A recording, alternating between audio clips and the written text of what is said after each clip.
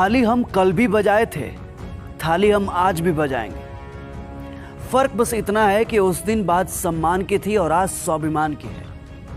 सफेद आकाश देखकर बारिश का अंदाजा मत लगाइए साहब, बादल कभी भी आ सकता है। सुबह का मंजर शाम होते होते हद तक बदल सकता है।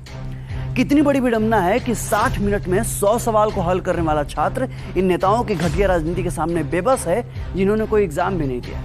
इन नेताओं को वो दे दो रेलवे एसएससी बैंक का सवाल तो इनके फट के हाथ में ना आ जाए तो क्या। इनकी असली औकात तब समझ में आएगी और तब इन्हें पता चलेगा कि एक स्टूडेंट कितनी मेहनत करता है कैलकुलेटर से भी ज्यादा तेज कैलकुलेशन करने में।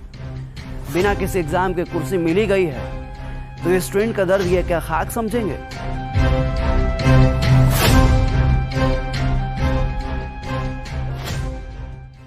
किंतु दुख तो तब होता है जब तंत्र और सिस्टम हमारे भावों को जख्मी घाव बना देता है, भविष्य को भूत के अंधकार में ढकेल कर रीढ़ की हड्डी तोड़ देता है। और इसी पीड़ा में हम समाज और परिवार के घावों को भी झेलते रहते हैं जीवन के साथ साथ। सर में चल रहे सरदर्द को तो हम किसी तरह सहन कर भी लेते हैं, पर जो दर्द और जख्म सरकार ने हमें बेरोजगार बना कर दिया है ना, वो सहन नहीं कर पाते। और जब यही दर्द, यही पीड़ा एक भयानक रूप लेता है तो दीमक की तरह रोज रोज हमारे जख्मों को कुरेदता है।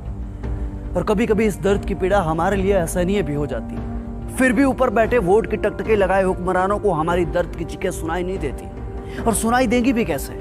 छलावे का हेडफोन जो पहन रखा है दोनों कानों, किंतु धमक इस बार गूंजेगी और जाएगी आपके कानों तक, क्योंकि हम वही हुआ है जब देश में जरूरत पड़े तो कलम से शांति भी लिखते हैं और जरूरत पड़े तो कलम से क्रांति भी लिखते हैं। हमें इस कदर बेबस मत कीजिए साहब कि हम सृजन का कार विध्वंस में लगा दें। ज्यादा उलटफेर आपके तंत्र का उलटफेर कर सकता है। वक्त है चेत जाइए, क्योंकि गुजरा हुआ वक्त कभी वापस नहीं आता। ये वही जनता है जो आपको अर्श से फर्श तक पहुंचा सकती है, तो इन्हें आपको फर्श से अर्श तक लाने में ज्यादा वक्त नहीं लगेगा। अरे साहब, जब इतने संशोधन हुए तो एक और संविधान संशोधन कर दो। तय कर दो कि किसी भी एग्जाम का रिजल्ट और सिलेक्शन एक फिक्स टाइम पीरियड में होगा।